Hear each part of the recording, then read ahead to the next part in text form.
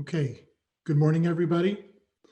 Thank you for joining us this afternoon. My name is Abe Denmark. I'm the director of the Asia program at the Woodrow Wilson International Center for Scholars.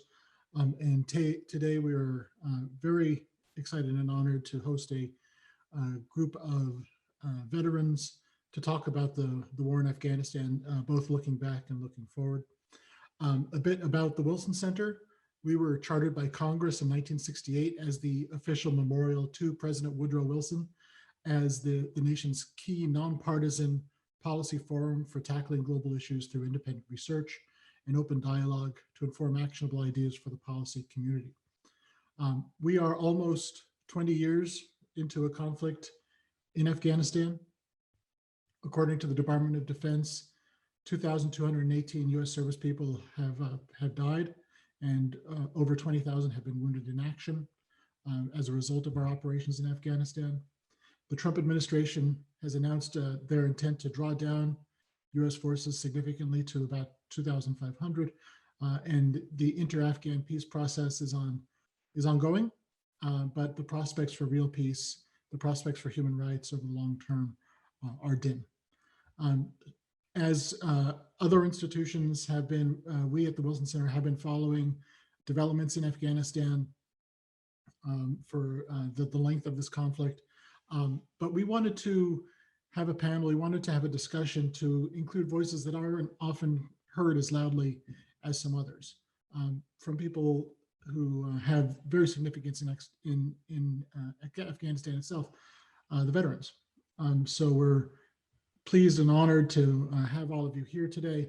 I also wanted to mention, in addition to our speaking panelists, that we do have another veteran from the conflict in Afghanistan, Jared Thompson, who is helping us on put this event out on the back end as part of the Wilson Center's AV team. And so we're thankful to him as well for his contributions. The moderator for this event is going to be Michael Kugelman, who's the Deputy Director of the Asia Program and our Senior Associate for South Asia. And so with that, thank you all for joining us today. I'll turn things over to Michael. Well, thanks, Abe. I share your enthusiasm about this event. It should be a really terrific discussion. And indeed, a discussion, as you noted, really does not take place enough. And I think that the timing for this event is particularly fortuitous. We're approaching a major inflection point for this war and for Afghanistan on the whole. The US troop posture will soon be at its lowest number since the very earliest years of the war. There is a fledgling and fragile peace process that recently began, one that will certainly face major obstacles and may well fail, but nonetheless one that many observers never expected to be launched. And there is, of course, a coming leadership transition in the US with a new administration that will feature a president and some top aides with very deep experience in Afghanistan, but still one that has not yet publicly articulated any type of plan or policy for Afghanistan. So there's been all kinds of discussions in the United States, public discussions with officials, other political figures, academics, analysts, journalists, so much more, but not enough with those that have actually been on the front lines, literally, of this very long war. So we're really delighted to have with us today, not just a group of US veterans, but US veterans representing a wide variety of experiences. And that's what Abe and I were looking for as we put this panel together. So the panel consists of US Army Major General retired Robin Fontes, who served in Afghanistan in a number of senior capacities, including former commander of Combined Security Transition Command. Captain Olivia Gerard, who served as an active duty Marine officer from 2014 to earlier this year. James Laporta, who is a US Marine who served as an infantryman and intelligence cell chief. He's currently an investigative reporter with the Associated Press, covering national security, the US military, and the intel community. Phil Martin is a writer and veteran who served as a sergeant and also graduated from the Defense Language Institute after studying Mandarin Chinese and Pashto. And finally, Adam Weinstein is a US Marine and a current research fellow at the Quincy Institute. So I kept their introductions intentionally brief because I've asked each panelist to take 5 minutes each to tell us about themselves, why they decided to join the military, what they did in Afghanistan and where, and anything else that they'd like to share about their experiences while deployed. They are all very interesting folks. Several of them, incidentally, are poets and writers, and they all have interesting stories to tell. After they each give their opening comments, I'll ask them a few questions about their views of the war and the current state of play in Afghanistan. And then I'll take questions from the audience. And on that note, if you're in the audience, if you're tuning in wherever you are and would like to pose a question, please tweet your question to @AsiaProgram or email your question to asia@wilsoncenter.org. Wilson Center is all one word. And then I will then pose questions to the panel. Before we start, just wanted to thank, I meant to do this earlier, wanted to thank our institutional partner for this event today, the Wilson Center's Middle East program. So let's get started with some opening comments. And what I like to do is go in alphabetical order. So that means I'll first have a 5-minute opening comment from Robin Fontes. So over to you, Robin. Well, first I'd like to thank Michael, Jared, and Abe for this opportunity and the invitation to participate in the panel. So I served a little over 35 years in the Army. I've been retired for about 15 days now, and so I feel like I can speak freely. And I spent 14 years altogether in South and Central Asia as a foreign area officer. I joined the Army, not that I was really encouraged by my family, but my father was a Marine and I had an uncle who was a career Army officer, and it just the sense of camaraderie that they had from it, it kind of pushed me into the Army, and so I joined quite some time ago. My experience in Afghanistan and with the conflict is I had about 5 years in Afghanistan. I also spent 3 years in Pakistan and a couple of years in India. So I saw it from some different perspectives. I started out in 2004 and 2005 as the political military affairs chief for Lieutenant General Barno in the Combined Forces Command when we first stood that up.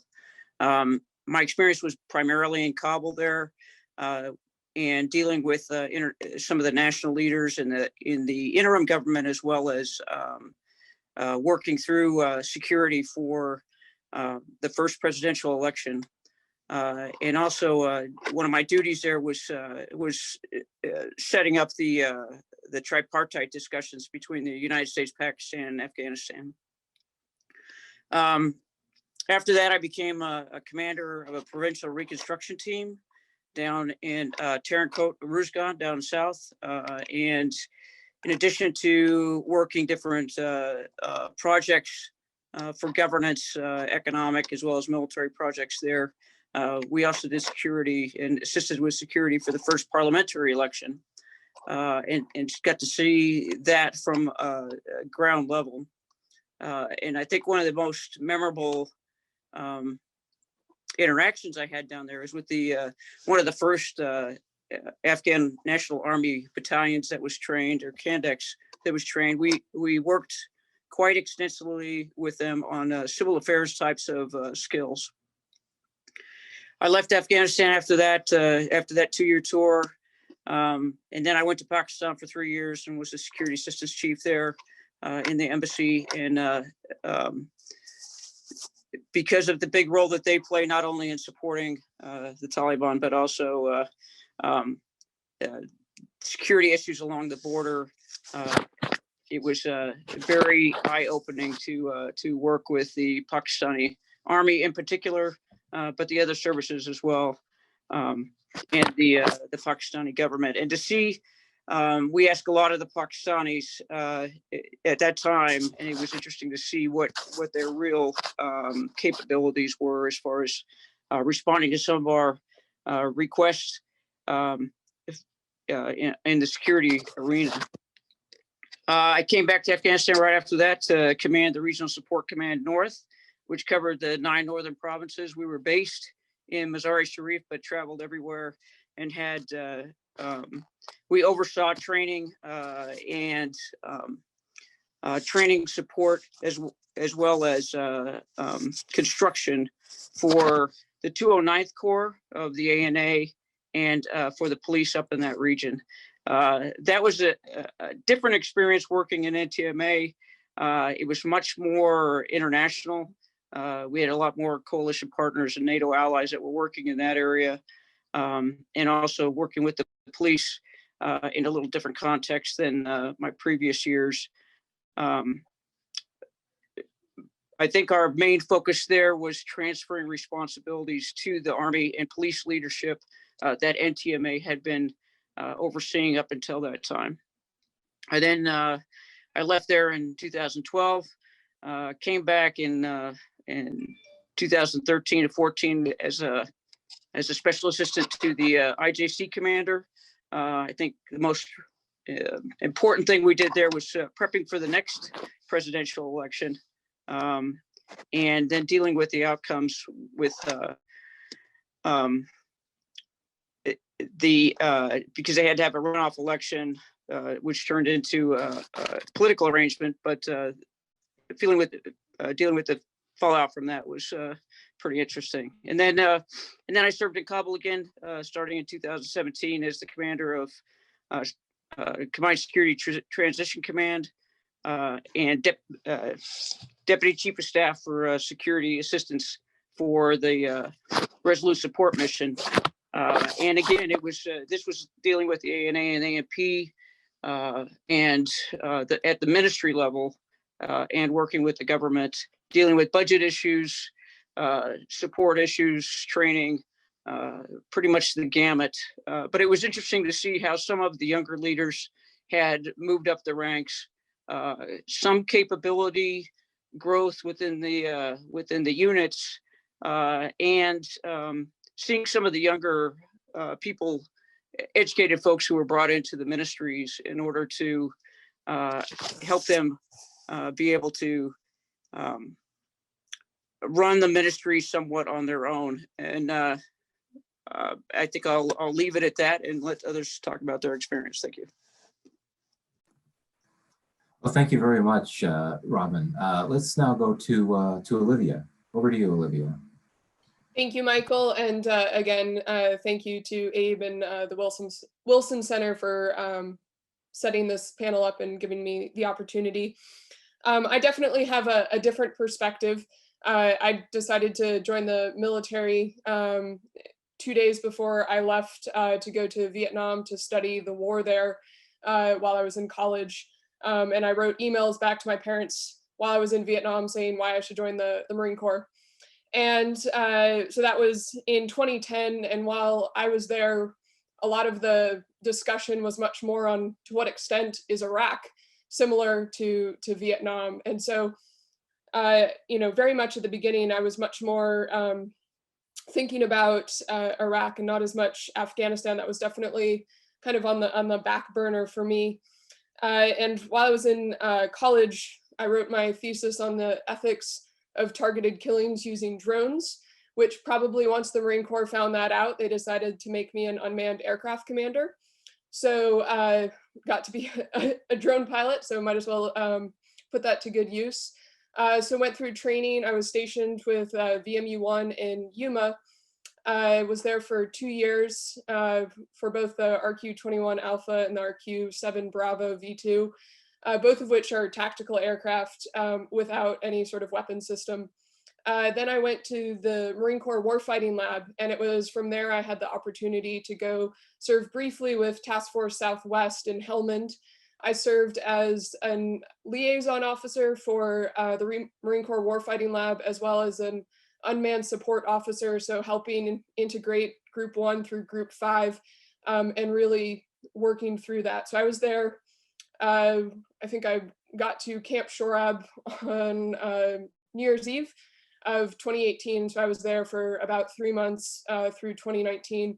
What was interesting then is I felt like I was going to Vietnam right while the Paris Peace Accords were kind of being negotiated. So I wasn't sure that I was going to make it the whole time because, as an individual augment, I was like, my number is probably pretty easy to get kicked off of this. Luckily, I was able to be there the whole time. And what was particularly interesting for kind of my perspective while I was there is being from the Marine Corps Warfighting Lab, we were thinking all about how do we take all this knowledge that we've gained over the past 20 years and how do we use it for the upcoming peer conflict, and thinking through all of that. So I was definitely there with a very kind of interesting perspective. I read Fleet Tactics while I was there, so kind of had a very tactical and technical view for when I was there.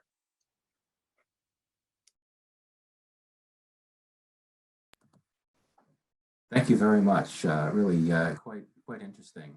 So now we'll go over to Jim. Hi, thanks for having me. My name is James Laporta. I joined the Marine Corps like 10 days after high school, going into the infantry. And I didn't deploy to Afghanistan until 2009. So this would be, I deployed with 2nd Battalion, 8th Marines as a part of President Obama's surge into Afghanistan when the Obama administration was trying to refocus, from Iraq onto Afghanistan. And so, when President Obama sort of comes out and announces, he's going to, deploy 30,000 troops into the region, I was a part of that effort in 2009. 2009 Afghanistan is very different than my experiences when I go back to Afghanistan in 2013. Now I'm sort of at the end, the Obama administration is trying to close down the war, and we're trying to close bases and trying to consolidate our efforts. And they were very much, night and day. 2009, I was getting into firefights and getting shot at about 3 times a day, and there were no bases. We were at that point the southernmost unit in Helmand province. And in 2013, I have internet and there's a coffee shop to go to.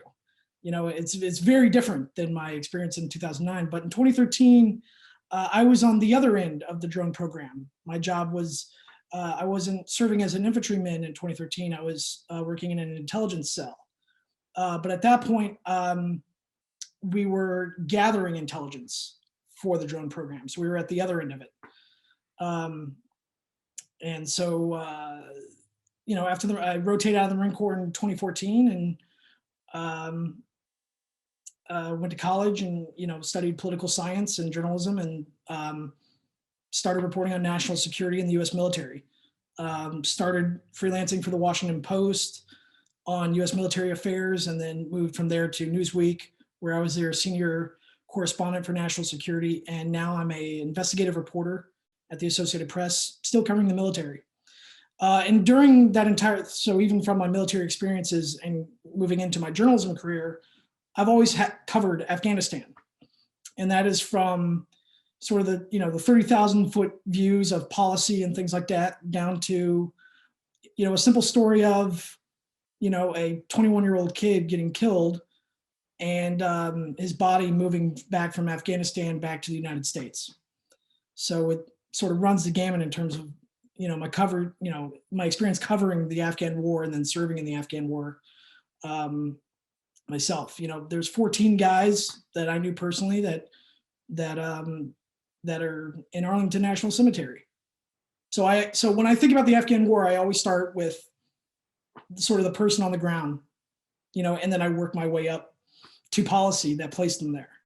So that's sort of how I approach my thoughts on Afghanistan, is I start from the bottom and I work up instead of the top coming down. But appreciate being here, and thanks for listening.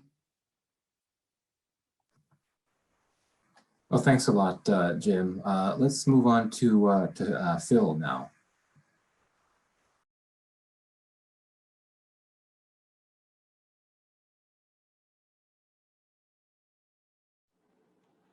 There we go. Thank you. Hey, so thank you very much to the Wilson Center, Mr. Denmark and Michael, and thanks Jared also for helping us at the beginning, and thanks to the audience for tuning in. It's great to be here. I think this is a pretty important discussion. So my name is Phil Martin. I was an enlisted Army linguist. I spent much of 2012 in Eastern Afghanistan in Khost, Paktia, Paktika, Ghazni provinces as a sergeant with the Special Operations Task Force. I struggle with my memories of Afghanistan. I write some poetry about it, and unexpectedly, a good friend, fellow Afghanistan veteran, reached out and suggested that I share my thoughts today. So hopefully my perspective is helpful or does some good. A little bit of background about me. So I joined the US military mostly because of the Iraq War. I'm from a multi-generational military family. Growing up, war always seemed like an impossibility, frankly. But if it came, I imagine it as kind of a sacred duty, so to speak. On 9/11, I was in high school. I was in a painting class. Tora Bora came and went. But in 2003, my dad led a brigade of combat engineers from Kuwait into Baghdad. In 2004, my brother matriculated at West Point, and one of my best friends dropped out of college and was driving a truck in convoys crisscrossing Iraq. It seemed like everybody who I knew was either there or was on the way there. And so I first enlisted in 2006. Afghanistan seemed like a sideshow. Iraq was clearly center stage at the time. At language school, where I went for most of my training, I assumed that I'd be assigned Arabic or Pashto, but our defense needs are complex, and the Army had me learn Mandarin Chinese. As I neared the end of my training in 2009, it was clear that the conflict in Afghanistan was transforming. And 2 years later, I ended up teaching myself Pashto as we prepared for combat. So my views of the war have definitely changed over the years. Arguably, our own meddling in the region and the nurturing of the Mujahideen led to the destabilization that led to 9/11. And we and our allies invaded in 2001, given our limited objectives at the time. When I was a young soldier, staying there didn't really make a lot of sense to me. After the 2008 election, I thought that President Obama was going to pull us out, and I accepted that outcome. But more time went by, and suddenly I was there, and I was trudging through snowbanks, and I was crossing mountain rivers with Afghan commandos, doing raids, watching sunrises.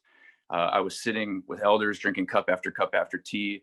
And oddly, as bad as the situation was in 2012, it was the worst year for the notorious Green on Blue shootings. It was the year of the Quran burning. It was the year Robert Bales did a mass killing down in Kandahar of Afghan civilians. I found myself gradually feeling that leaving was neither in the Afghans' interest nor in ours. It was complex, it was messy, and paradoxically, despite my inclinations against violence, it seemed like the more that I learned, the more I thought a lasting presence kind of made sense. I think that the current withdrawal plans and the so-called peace process is frankly not going well. The Taliban continue to butcher Afghanistan civilians and their government personnel, and the verbiage of our contract with the Taliban grows bigger. It grows bigger and bigger by the day. They seem to be blatantly terrorizing the people who they aspire to govern, and our response is frankly muted. I think President Ghani and President Karzai before him, they have made a heroic efforts to deal with the situation, and but the state of the power sharing deal right now with Abdullah, it doesn't make a lot of sense to me. And I'm skeptical that the Taliban will ever share power should any agreement between them and the Afghan government be finalized. Some of my Afghan contacts fear that the whole government apparatus is going to be slaughtered once we're not there, and the ethnic minorities and the women we've been empowering for 2 decades.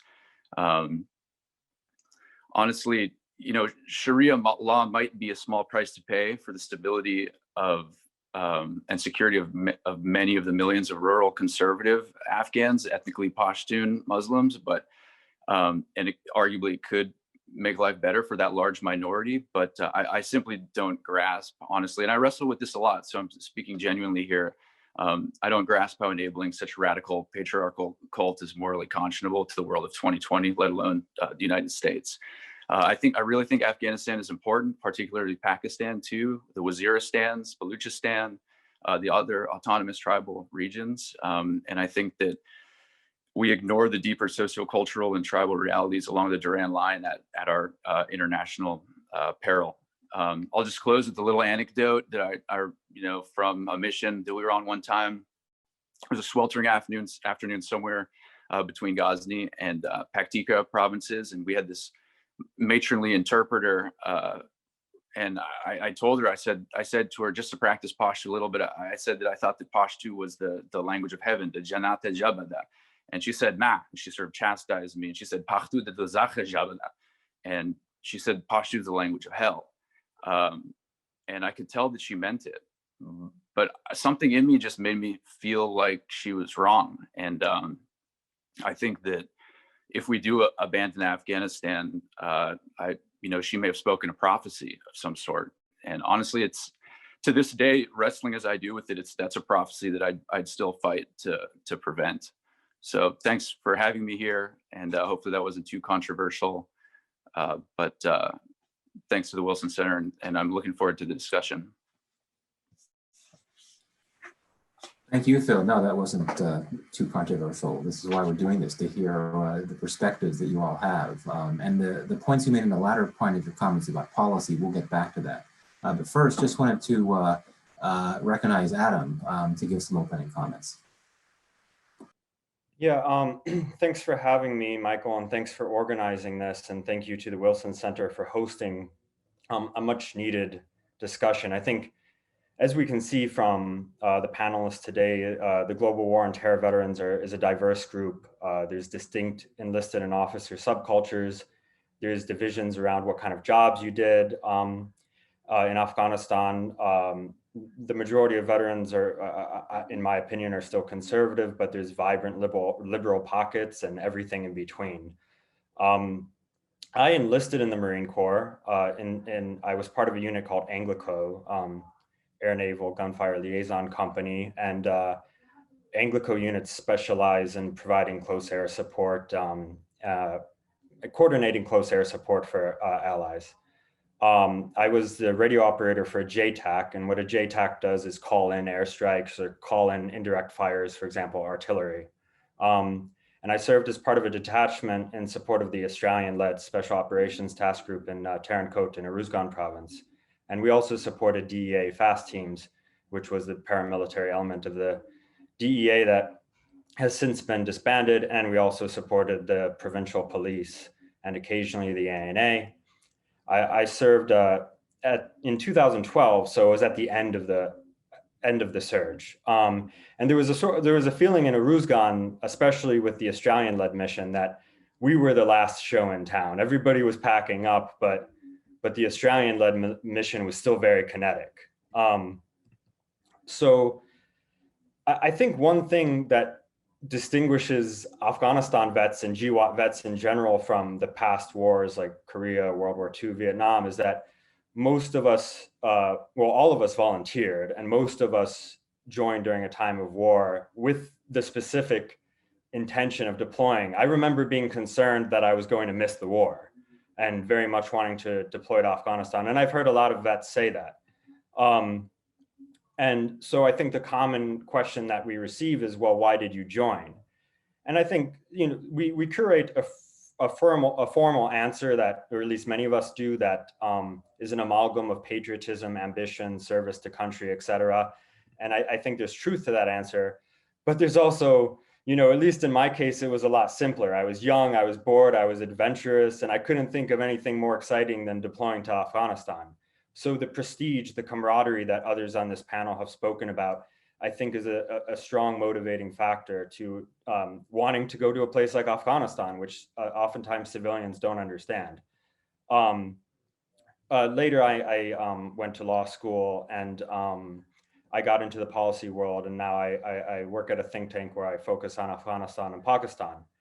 Part of what got me into policy is that while vets exist across a political spectrum, I think a good plurality, if not majority, of vets agree that there's a growing division between those who serve and those who don't, and that the U.S. military has been misused in certain ways over the last 2 decades. There's a lot of disagreement about how it was misused or what the solutions are, but I think there's a growing feeling among vets that changes have to be made. I still believe that the military exemplifies the best of America. I believe it's a place where Americans from different backgrounds unite in pursuit of a common goal, and it's one of the least narcissistic spaces in American life because of the selfless camaraderie that it commands. After all, I mean, not to be too cliche, but a PFC and a general have the same size tombstone in Arlington Cemetery. And I think when you go to Arlington or a military cemetery, there's a powerful image there of the equality that exists there, the equality of sacrifice, I'd call it. And this youthful passion that I think a lot of the panelists have been describing, this desire to go fight and serve your country, that's what produces instant willing obedience to the orders from the president. And that's what wins battles. That's what wins the direct firefight. And I very much believe that. But there's a responsibility that comes with that I think our policymakers and Congress have not always lived up to. I think they've often punted the very important question of how, where, and for how long to use this powerful tool that is the US military. And I think it's necessary to explore that question and to involve veterans in exploring that question. I come to a different conclusion than the panelists before me. I do support a withdrawal from Afghanistan. I don't think our political partners in Kabul were necessarily productive, and our partners in Pakistan were inconsistent for various reasons. But I do understand his perspective. I just disagree with it. I don't think it's our place necessarily to enable or try to shape Afghan society, even though I agree that the people of Afghanistan have been the biggest victims of the war.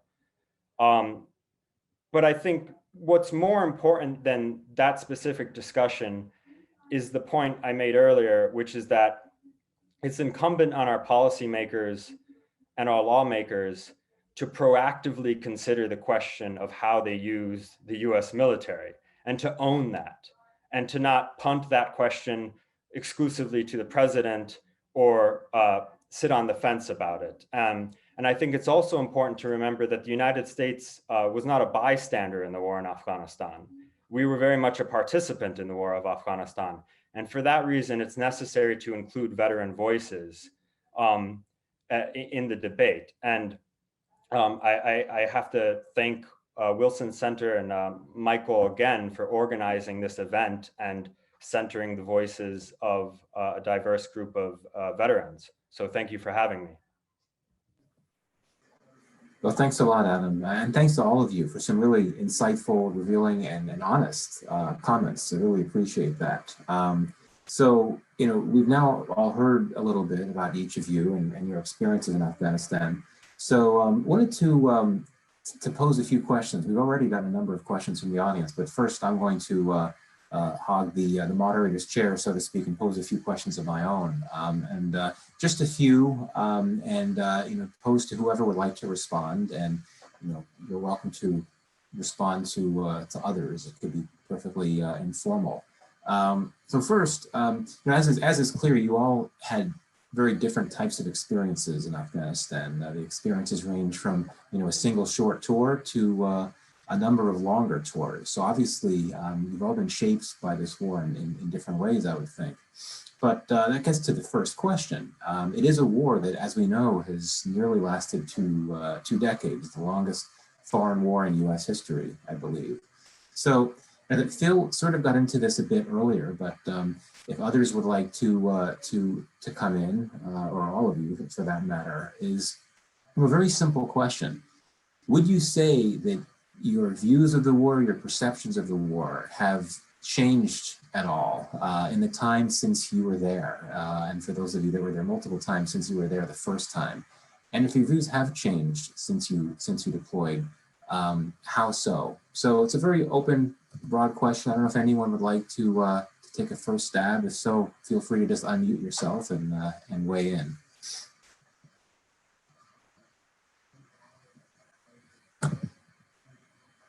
So this is Robin, if you don't mind if I jump in here. I would say that my views haven't really changed so much as evolved as far as the roles not only of the Afghan government or what we should expect from them and what they should expect from us. I think over the time, saw progress in many areas, but more at the tactical level than at the strategic level or at the government level. And as we try to hold some of the commanders' feet to the fire at the corps and below level, we didn't get as much movement in at the national level, whether it be in the ministries or in the NSC or the president's office. And I think a lot of that was the constant turnover of personnel on our side, and the Afghans' ability to really, they're constant. They know where they can push us, and we were not as aware of where we could push them. Our tolerance for risk, I think their tolerance was much higher than our tolerance for risk, and what we were able to or willing to take as a setback. That really hurt our ability to make more substantial progress in the conflict, but also in the growth of Afghanistan and other areas besides the security realm, whether it be economic or education, et cetera. Some of that was I think a lot of it had to do with our unfamiliarity with the culture and the regional dynamics. And while some of the senior commanders were certainly able to study up on that before they went, not everyone was afforded that opportunity or took that opportunity to learn more. And so it's a very connected society in terms of the tribal linkages and the alliances that are made, that we were not as in the feuds too, that we were not as aware of, that we could, let me just say, play on those aspects of society in order to make more progress than we did. And our lack of that type of connectedness, they were able to play the seams on us and secure their power bases when in fact what we needed was for the power, so to speak, to be more dissipated throughout the country. That's what I'll add. Over. Thank you. Does anyone else want to weigh in? Oh, Adam, please go ahead. If I could add something, I mean, I completely agree with General Fontes that we didn't have an understanding of the cleavage, the ethnic and tribal cleavages, and they were difficult to navigate. And of course, I wasn't viewing Afghanistan from as sophisticated as of a level as she, but I was viewing it from the ground. And I guess when I went to Afghanistan, initially I thought it was a noble war, and by the end of it, by the end of my deployment, I thought it was futile. I guess I think it's difficult to imagine how we could have succeeded, because Afghanistan was never placed within the context of greater US policy, and this led to a lot of missed opportunities.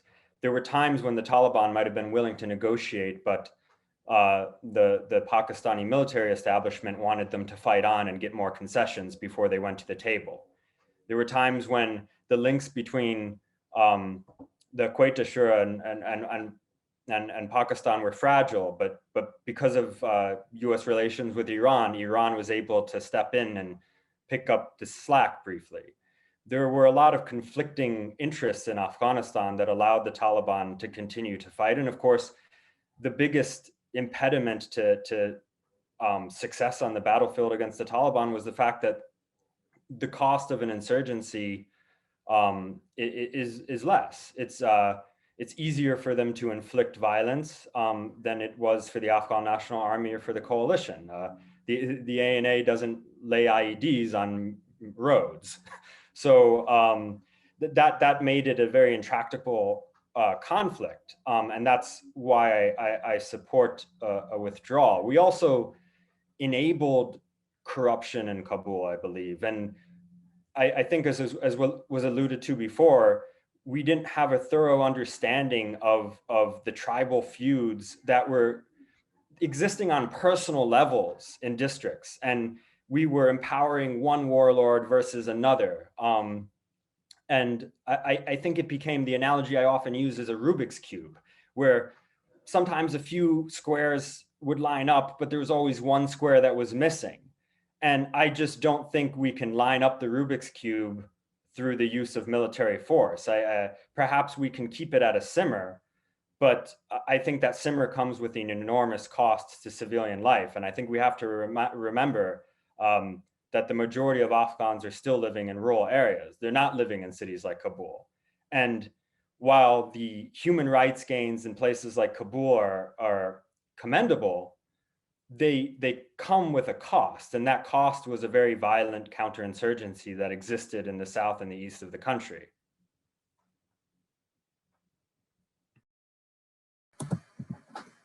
Anyone else want to weigh in before I pose another question? Okay. So I'm going to get into questions about legacy issues of the war. And we already discussed, we all know that there's a drawdown underway. Of course, it would be incorrect to say that the drawdown is complete or will be complete. The new administration will take office with about 2,500 troops in place. But I'm struck that the war in Afghanistan these days has been described as so many different things in recent years, and none of them are terribly positive, right? I mean, we all know it's almost become cliche. It's referred to as the forgotten war, the invisible war, the longest war, the forever war. We rarely hear the war in Afghanistan described as the necessary war or as a noble war. Rarely is it ever described as an honorable war. US public opinion appears to favor a US exit, though there are a number of prominent voices, including very recently Admiral James Stavridis in the Time magazine op-ed, as well as some key voices on Capitol Hill that have called for sending more troops back to Afghanistan, even though that clearly was not the preference of the outgoing administration, and I imagine it would not be the preference for the incoming administration either. But at any rate, the question is here, what do you think the legacy of this war should be? Is this, and I know it's a difficult question to answer, but I think that we're getting to that point now where these are questions that are going to start coming up, particularly if the withdrawal of the remaining US forces continues. And of course, to distinguish, we know that the US-led war has been almost 20 years, but of course the broader war in Afghanistan has lasted for twice as long. Afghanistan has essentially been in some type of war since 1979. But speaking of it specifically in terms of the US-led war, the war that began in 2001, how do you think that we should remember this war? I don't know if anyone wants to weigh in on that.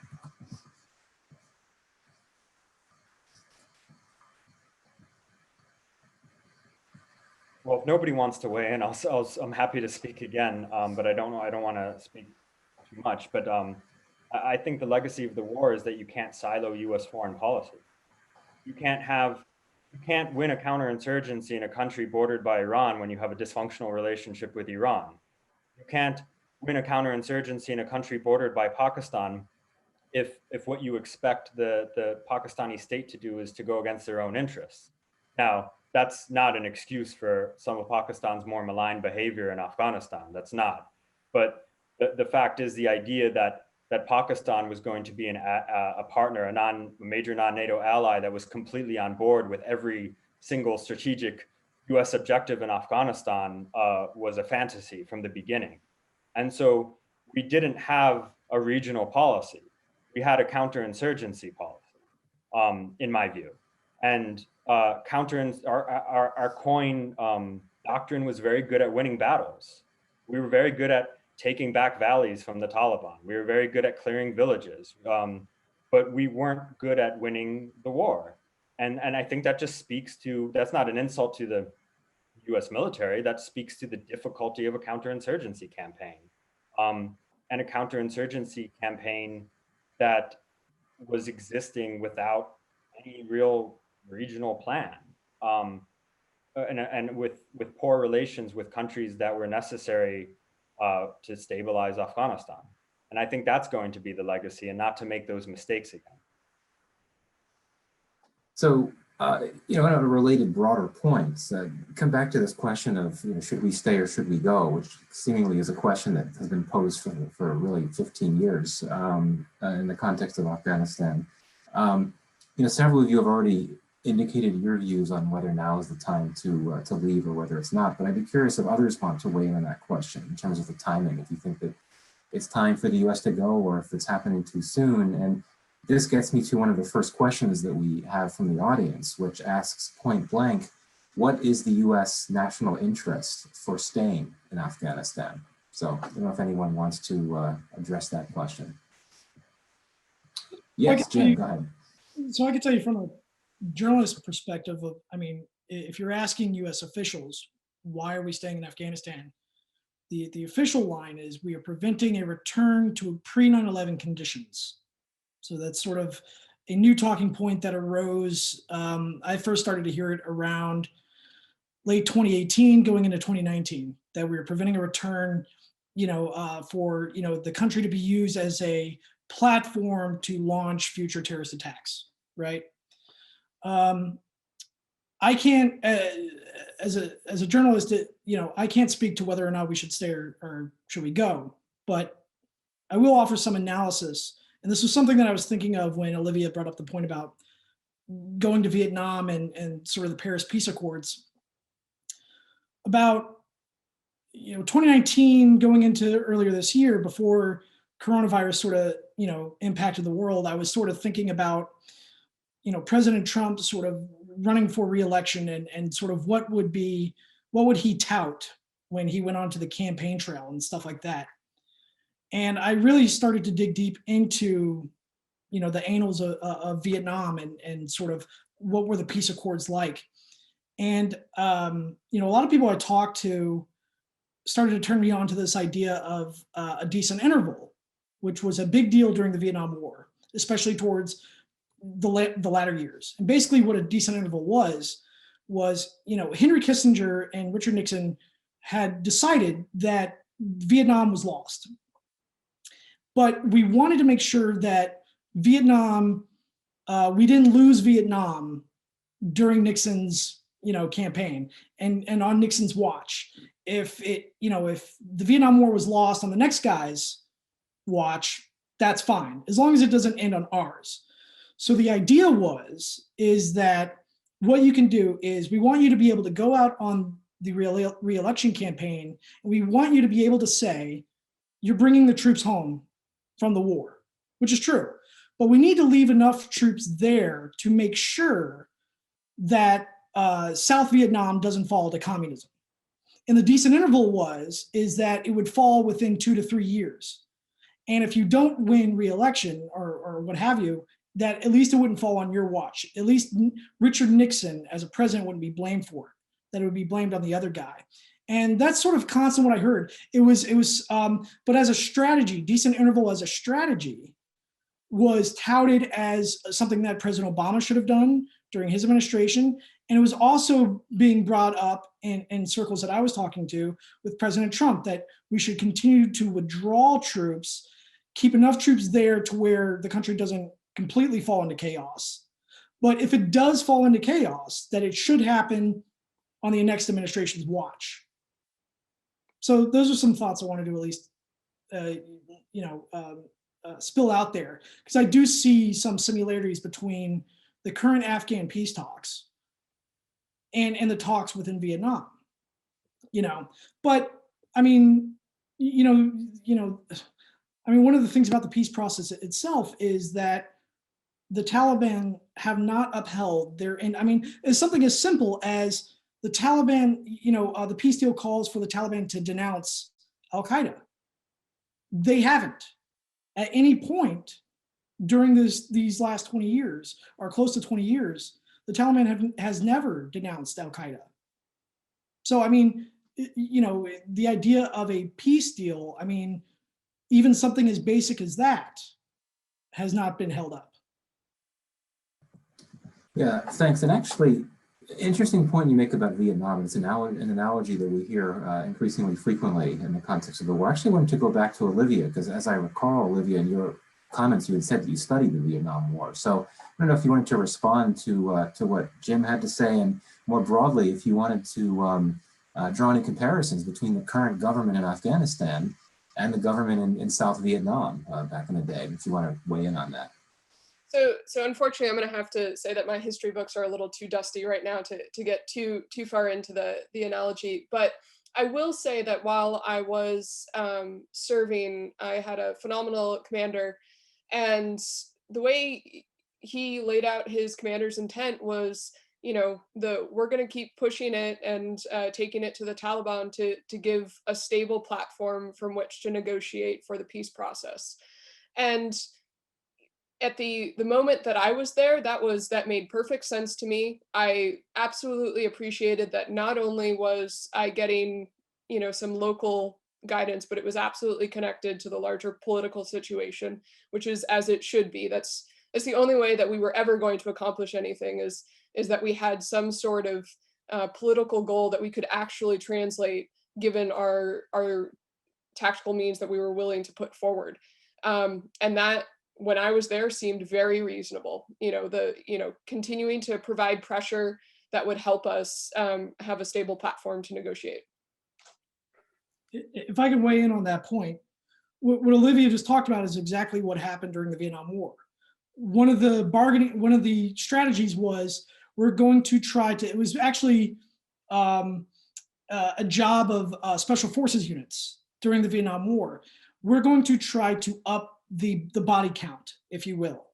The more of the NVA that we can kill, we can use that as a bargaining chip at the negotiation table. In 2019, I reported a lot about Army Special Forces units, and that was basically the same mandate that they got. Army, not so much conventional forces, but if you look at special forces and special operation forces in Afghanistan in 2019, you would think it was in the early days of the war. I mean, they're getting into a lot of firefights, but the mandate was, if we can kill enough Taliban, perhaps that can be a negotiation chip at in Doha. So far, that hasn't panned out that way, but that is sort of the same mindset. And that was exactly the same mindset during the Vietnam War. One other point I do want to say, and not to take up people's too much time, but we know less about the Afghan war now than at any point in history. We no longer get Afghan casualty reports. We no longer get enemy initiated attack reports. All of that is classified now. And it's all tied to the peace negotiations in Doha. Journalists from the Bush administration to the Obama administration used to get all that data, what the daily Afghan casualty reports are, what the enemy initiated attacks report, enemy initiated attacks reports were. We don't get that anymore. And it's all tied to the peace process. That's actually, Vietnam and Afghanistan are not equivalent on paper, but that is also one of the parallels. The same thing happened during the Vietnam War, that journalists in Vietnam in Saigon no longer got those daily reports anymore at the 5 o'clock follies, as they call them. So there are similar parallels that are happening between the Afghan peace process and the Vietnam peace process. Thank you. Phil, did you want to weigh in? I thought you were unmuting us. Yeah, go ahead. Yeah, thanks a lot, Michael. And sorry, I'm having a couple little technical issues because I had to switch devices earlier, so I'm not able to sort of impulsively respond like I normally would in like a real conversation. So if I seem a little bit withdrawn, it's my problem. I think that just to hit on James's point real fast, the secrecy, I mean, the lack of transparency, I think that's terrible. And I think it's the last thing that we need, as the American people, in order to have an educated idea of what's happening over there. And at the same time, from just like a foreign policy perspective, to go back to some of the excellent points that I thought Adam brought up earlier, it's just no way to do business. I mean, the strategy has been unclear and disjointed from the very beginning over multiple administrations. You have all the politicians are saying we're going to leave, and then somehow we end up staying. And one of the things that I also wanted to bring up to tie this back up was just this notion of the military as a tool. And I would love to say that there's an alternative perspective on the war in Afghanistan. But, we have a handful of ambassadors. We have a tiny State Department, a tiny Foreign Service.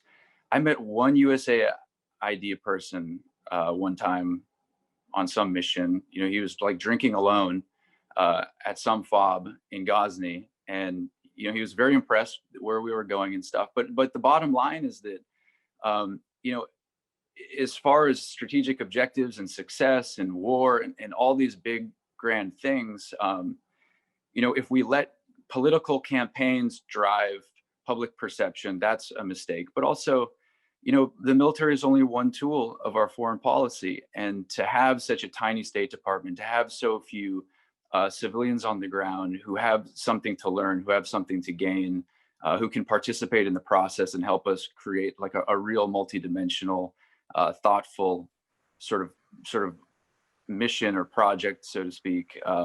You know, it's something we've been lacking the whole time, and it's something we can really improve upon. And really, the secrecy, though, I think is just it's the last thing that we need right now, especially when you're dealing with an enemy like the Taliban. And again, just the terminology is a slight issue here too. And I hit on this in my thing at the beginning, was just that, you know, what the Taliban actually is, and designating them terrorists or designating them insurgents or like what exactly is going on, and why do they have so much power among the tribes and among the locals and among the warlords, and what is it that connects them? Is it Pashtun nationalism? Is it rural, you know, tribal culture? Is it Islam?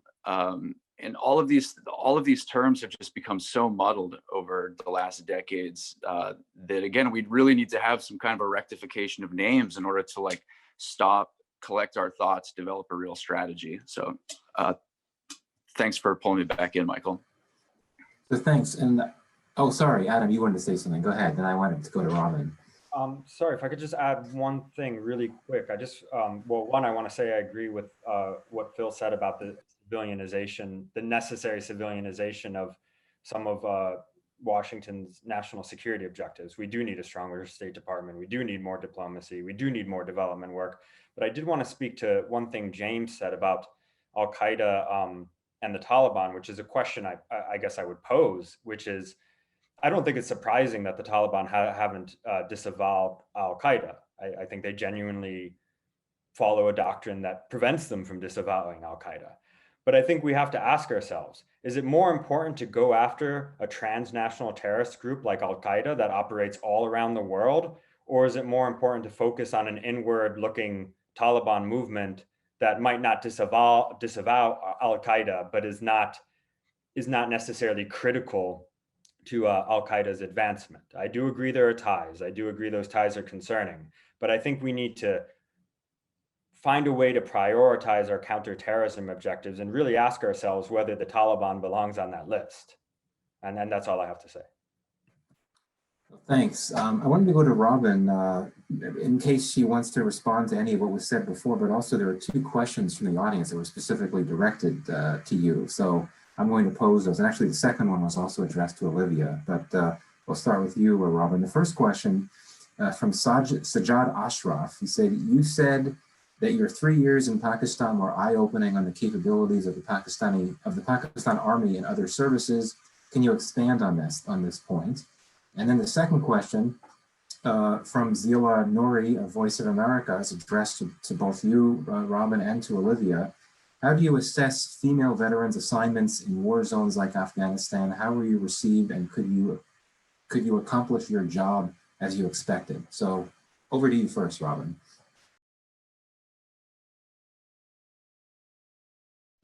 Thank you, Michael. So first, I would say, I do want to say that I believe that, the war in Afghanistan is a noble cause. I do agree with the lack of a regional strategy, placing this in a regional context, and the changing of U.S. policy over time was absolutely not helpful to making greater gains in Afghanistan. I think that's just a result of the way our political system works, and it's a lot of that is just something that we cannot it's very difficult to control, I would say. The lack of transparency, I understand the frustration with that, but I also see it from another side as far as the necessity to do that in order to give us a little more strength in our negotiations with the Taliban. I think if there's one point that press-wise we could probably help is to really discuss why being more transparent with our public, why that is detrimental to the peace process. And I think that we should look forward. I mean, what's happened has happened as far as the withdrawal. I did not, I don't agree with the quick withdrawal down to 2,500 by the end of this year. But I do, having gone through a withdrawal before in Afghanistan, I think that then increasing the number of troops that we have there is not a good idea. I think part of helping the Afghans to grow, the Afghan government to grow and take care of its own issues, we have to help them or let them make the adjustment to our not being there. But I do think that they've been potentially as good a partners as they could have been. And for greater U.S. prestige overseas with our allies and partners, I think we need to continue to support the Afghans at the 2,500 level or whatever it is that's somewhat close to that, because it would be our legacy will be what happens a year or two down the road with JAROA and whether it stands or not, whether some kind of a power sharing agreement stands, or if the Taliban is able to just overthrow the JAROA. I think that will be our legacy, just as it was in Vietnam in a lot of ways. So I would like to see us continue to support JAROA, but also use leverage that we have with them, which is primary financial, to get them to make the changes that they need to continue to make to grow its sophistication of their government to provide services and secure their population. As far as the questions for Sajjad, I think, that when I think we saw the Pakistani army as a very capable army that could secure the border if we would just put enough pressure on them. And in capabilities wise, since they didn't, given the status of the tribal areas along the border, it just wasn't, it was just as foreign to the Pakistani army as it was to us to fight in the tribal areas and along the border, whether it be in Afghanistan or Pakistan. In some ways, we were in the same situation as in those areas as a foreign army trying to impose our will. That said, I did not feel the Pakistani army necessarily had the will to go in there either, and would use that as a bargaining chip against us many times to say that they just didn't have the capability to take on the militant groups there in an effort to then get more support from the United States to take care of what they always saw as their real problem, which I don't dispute their perspective of this, it was the Indian Army. And so they were in a very difficult position just as we were, but they were in a better position to leverage us, I believe. And as far as serving there as a female in Afghanistan, I did not have the issues that maybe others had serving in Afghanistan. I think a lot of that was due to being in a command position many times. I was also the one who had the resources that the Afghans I worked with wanted. And so they're very pragmatic in the places that I worked, at least, and were more than willing to work with me because they did see me as a representative of of NATO, ISAF, CFC, et cetera, and able to help them when they needed help. And so I do not think that being a female was necessarily an issue. I think they were able to see past that in order to focus on what their, in some cases, their desires were, which was the resources. Thank you. So to jump in on that question as well, I would say I had no issue. One, the good thing about being a Marine is that if you're competent, you're competent, and then no one cares beyond that. I didn't work with any Afghans in person, so I didn't have any issues with that. And then finally, given that I got there in the end of the 18th year, the infrastructure for being able to deal with having women on the battlefield was so ingrained that there was absolutely no issue whatsoever. So thank you. We've got a lot of questions and we've got about 25 minutes left. So we'll try to get to as many as we can. And there's several questions that have a specific panelist in mind. So let's go to you first, Phil. A question from Jason Young. His question is to Phil, what was the most impactful mission on which you remember being a member? What lessons could be derived from that mission and shared with current military leadership in their efforts of realizing success in Afghanistan? Oh boy, I'm really being put on the spot here. Yeah, sorry about that. No, that's a really good question. So again, I mean, I think a lot of this goes back to what does winning look like and what was it that we were supposed to be doing? One of the things that's most challenging, in my opinion, about the mission of the Special Forces in particular, and by Special Forces, I don't mean sort of like the bigger umbrella of special operations, but I mean specifically the Green Berets, who I worked with. It is just an incredibly complex mission whose difficulty and toughness, like it really can't be exaggerated, so I think it's easy sometimes for us to get to be hard on ourselves and to wonder, like, what the hell are we doing here? So for example, this one mission, it was I think it started off, it was supposed to be maybe a 2-day mission. It ended up turning into about 4. The first village that we air assaulted into ended up being completely ruins. There's nobody there. There are all of these pits in the ground. You have the kalats are like the big fortresses made out of mud, kind of like Pueblo biblical buildings. And then there's these Kerez underground well systems. And so, we air assault into this kind of wasteland down there in the south of the eastern part of the country.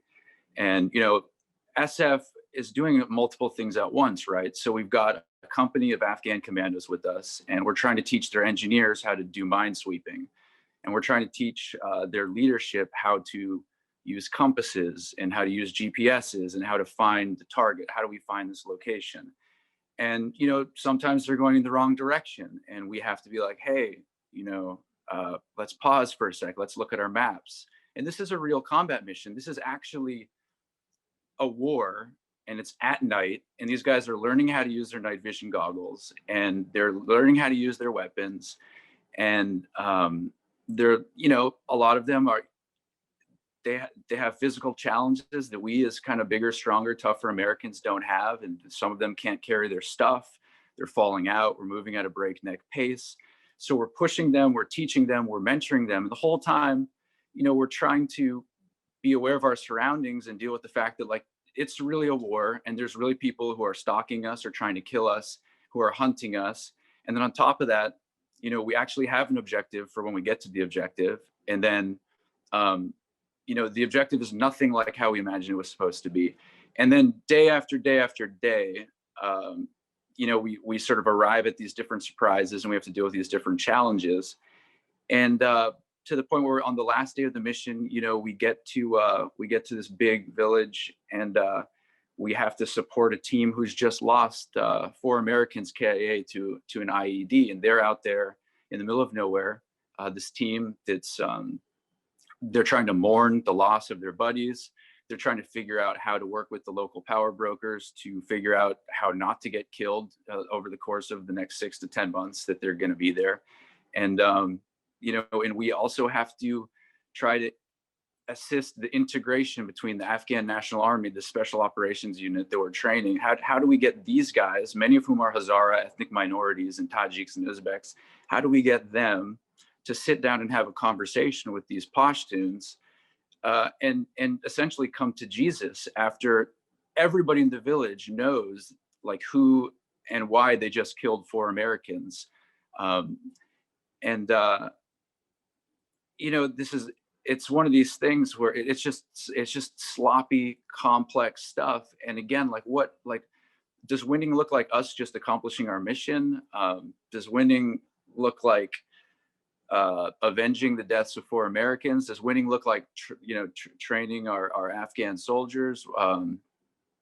You know, and this is happening all over the country at that point. And I think that, yeah, so that particular mission, to answer Jason's question, I think is one that really just kind of hit home for me. Oh yeah, and then, you know, on the way home from the mission, we were all sleeping on some cop and waiting for our helicopters to come pick us up, in like a rocket nearly killed all of us, you know, while we were sleeping in our tent.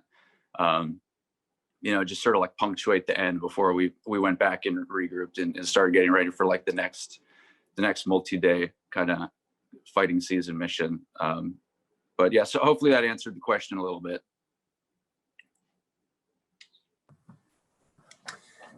Yes, thank you. Thank you for sharing that. So they're going to ask one question or 2 questions that are directed at specific panelists, and then a few other questions that are more broad, and I'll ask others to respond. So one question directed to Adam, and then one directed to Jim, and I'll ask them together. The question to Adam relates to Pakistan. Can you comment on the impacts that Pakistan faced during the war in Afghanistan? Even as a non-NATO ally, Pakistan was on the front line with troubles at the western and eastern border, and also internal security issues. So in effect, another question about how Pakistan was impacted by what's happened there. And the question to Jim goes back to, I guess, our earlier discussion about Vietnam and the Vietnam War. Question was, Vietnamization took place in the Vietnam War. Is the same thing happening in Afghanistan? And will it be successful? 2 interesting, tough questions, but don't know who wanted to go first, if you wanted to respond.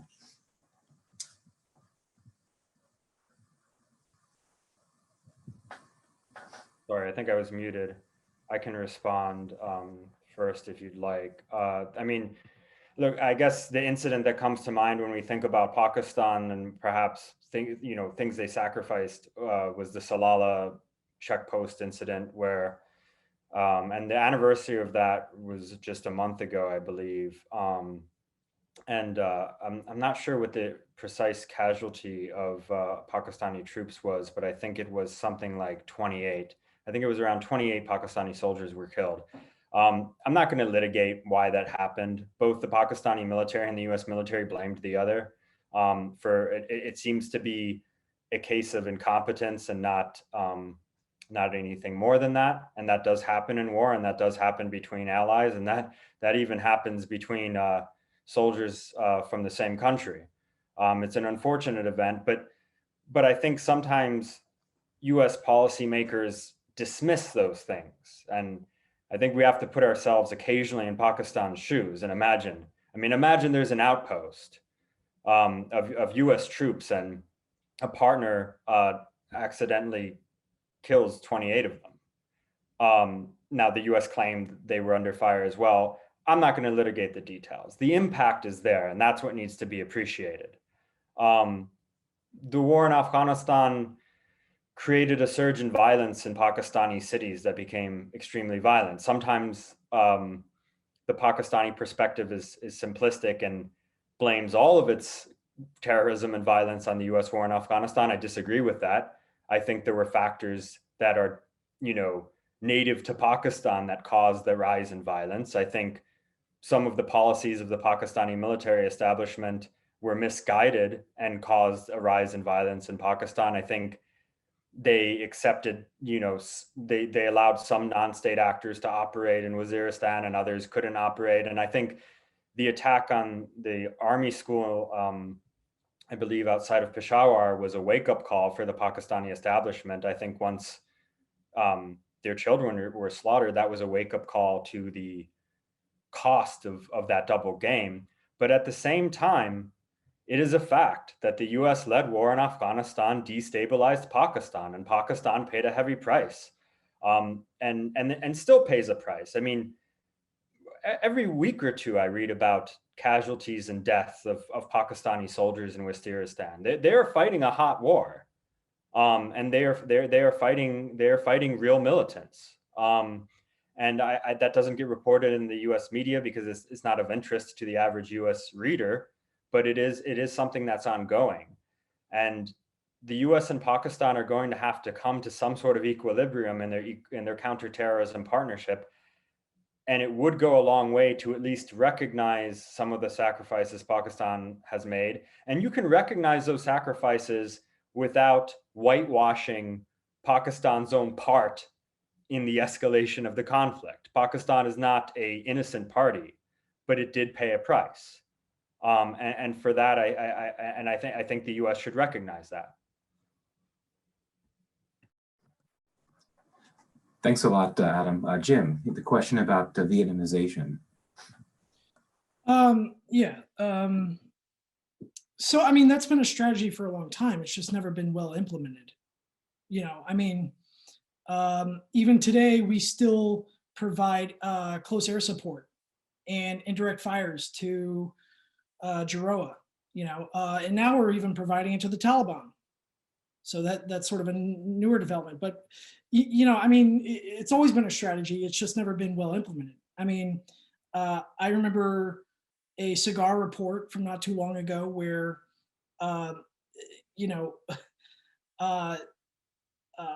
U.S. advisors in training Afghan National Police, they actually didn't have the skills in how to train them to be police officers.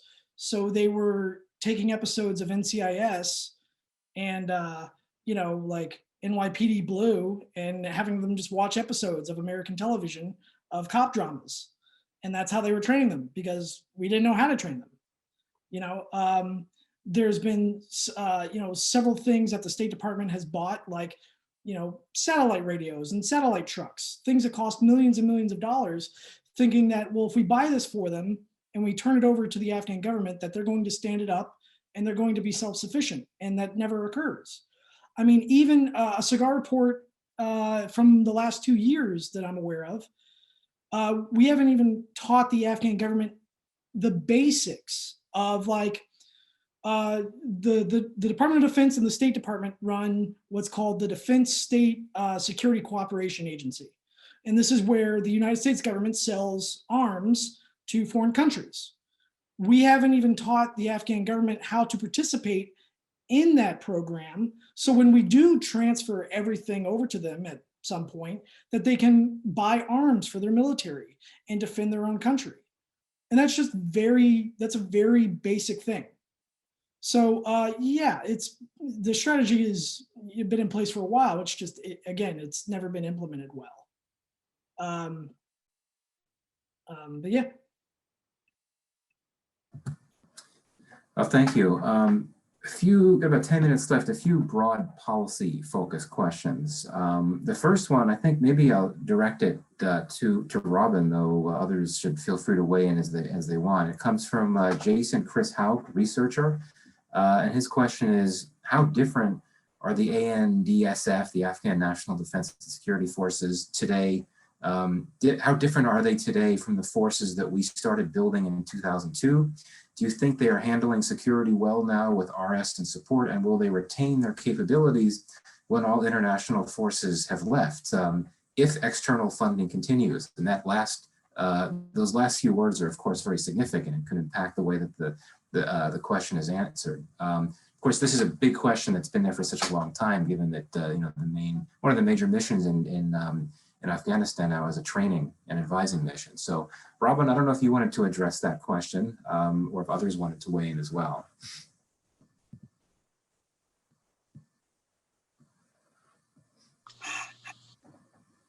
Thanks, Michael. I'm afraid I didn't hear the second question. I don't know if we have time to repeat it or not, but if we don't, then I just let someone else answer that portion of it. Well, it was basically one main question. How different do you think the ANDSF today are from the forces that we started building in 2002? Do you think they're handling security well now with RS and support, and will they retain their capabilities when all international forces have left if external funding continues? Okay. Well, first, thanks, Jason. It's good to hear from you. It's been quite some time since we saw each other. I think that the Afghan forces have actually evolved or grown in capability quite well, given the time frame that we're discussing. And one of the analogies I used to use when I talk to folks was, it takes, just in the officer ranks alone, it takes 20 years to go from a brand new lieutenant to a brigade commander. And we're literally taking brand new people because there was not an existing military structure as we know it, certainly, and as we would call an army when we got to Afghanistan. And so I think the leadership that has gone through this process of moving up the ranks through different levels of command, staff assignments, some of which have come back to the United States for training. I think they've progressed quite well when they've been allowed to. I think one of our problems has been kind of this top level of leadership, which many have been weeded out now, or many have been retired honorably as well. In the last few years, it's allowed some of this younger blood with more of a structured system, military education system to come through. So and take over these primary jobs. You see a number of them are now corps commanders. The special operations commander for the ANA is also one of these young men.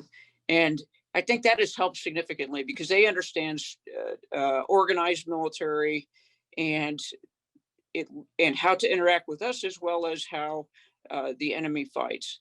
So I would say as structured units, they have gotten considerably better, and provided they have good leadership in the future, and it's not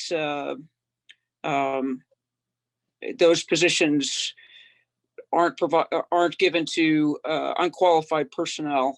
I think the Afghan National Army can retain a level of that capability with our support.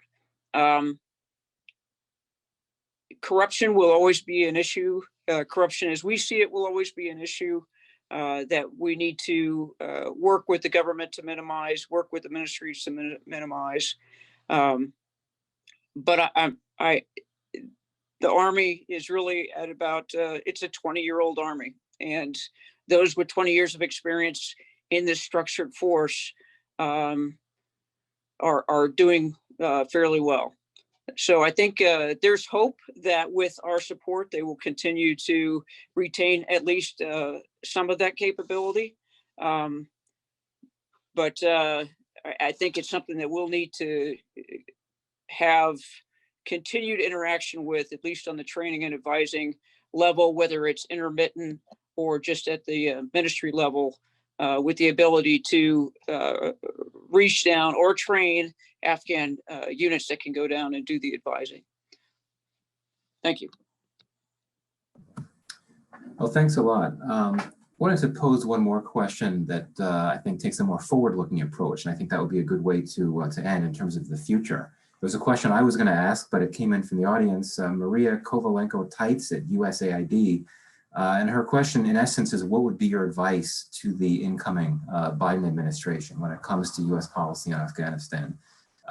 She adds, keeping in mind the dilemma some panelists mentioned of the desire to withdraw and save our own sons and daughters from dying in the forever war, and efforts to stop terror and protect the lives of minorities and women in that country. So in other words, a really difficult decision, a lot of trade-offs. So just a few minutes left.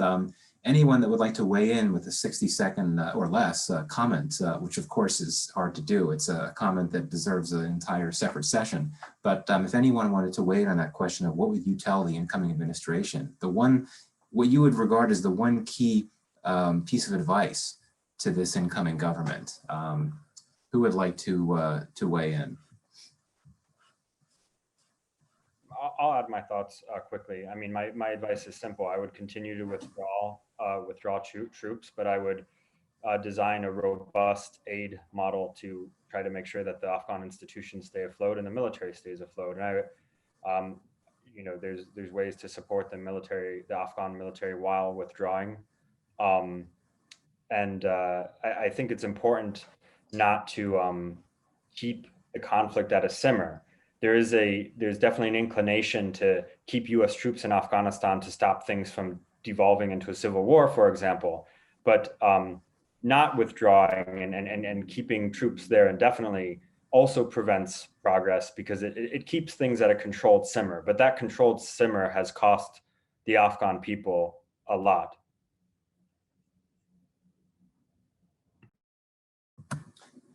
Anyone else want to weigh in with a final thought on your advice to the incoming administration? This is Robin. I do think we should stay involved and continue to support the Afghan government and the Afghan forces. We should do this in conjunction with our partners and allies, just as we have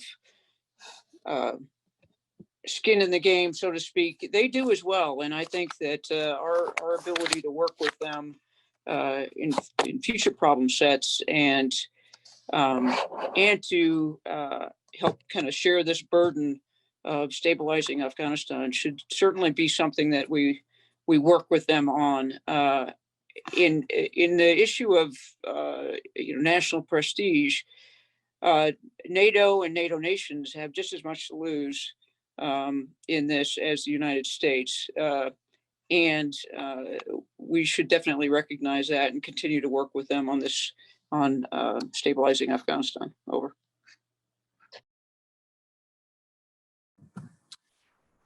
Anyone else want to weigh in briefly before we wrap up?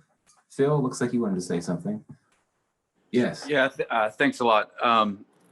Ma'am, I agree with you, and Adam, to some of your points too. I mean, I heard a great podcast the other day from Ambassador Ronald Newman, and he mentioned this paradox of supporting the peace by sustaining the war. And again, like, I don't want to say keep it at a simmer, but at the same time, I mean, this is huge for the international community, and I think we really do need to think hard about working with our allies, and what the perception is internationally if we do give a solid victory to a foe like the Taliban. And it's not an answer that any politician wants to hear, but I think that it's really worth considering seriously. So thanks a lot for listening. I'll jump in shortly. I don't have any actual kind of prescriptive end state, but I'm a good Clausewitzian. And the biggest thing that I have to say is that whatever political outcome that the Biden administration does want, that it's actually filtered through what is actually tactically and technically possible. And that's a two-way street, both from the tactics to policy and policy to tactics. And just want to make sure that that doesn't get sidelined in kind of the limbo of the operational world, to make sure that what we're doing actually can achieve whatever we do want to achieve. Well, I think we're going to have to wrap up. I'm going to very briefly turn things over to Abe for a final note, but let me just say thank you. This has been a terrific conversation. It was so important to have this discussion, and I think this was the right time to do it. I really appreciate all of you for your honesty and your candor.